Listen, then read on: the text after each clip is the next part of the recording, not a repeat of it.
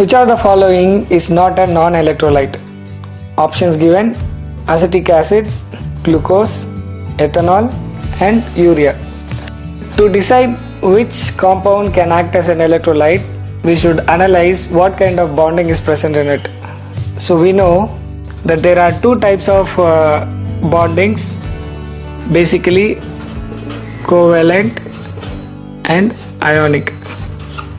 We all know that all the ionic compounds are made up of cations and anions, and the covalent compounds are made up of mutual sharing of electrons between two or more atoms bound together. Ionic compounds, by nature, they have got charges, so they can act as a better electrolyte provided the condition it should be in its molten state or in their aqueous state. But if you think of the covalent compounds, will all the covalent compounds can act as an electrolyte? No.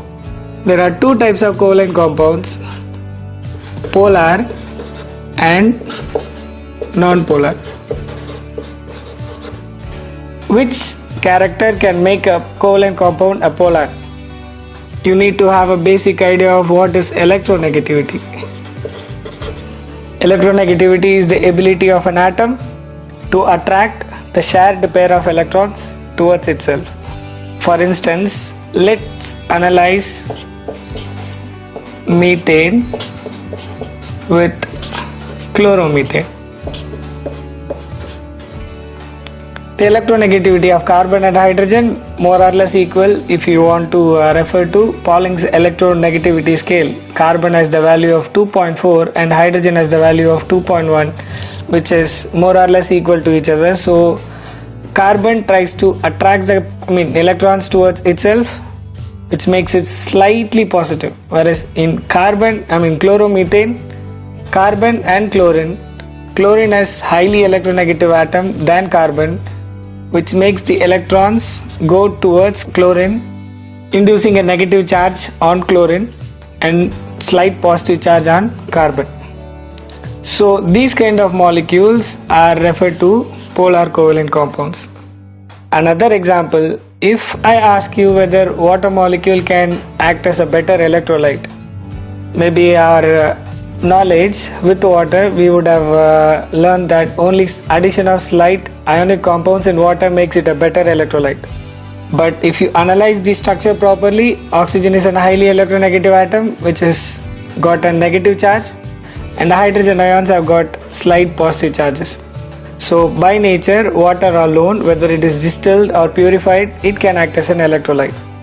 Whereas compounds, those does not have much polarity, will not be acting as an electrolyte.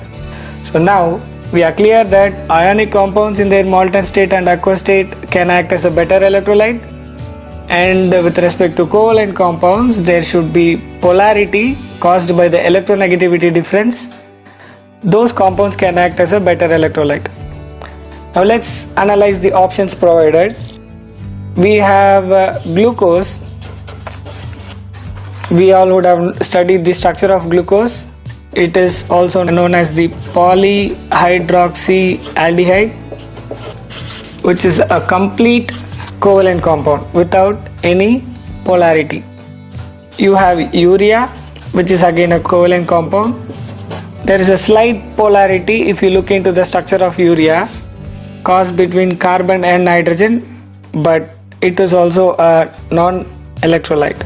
You have ethanol. Again, the structure of the ethanol, we all know it, C2H5OH.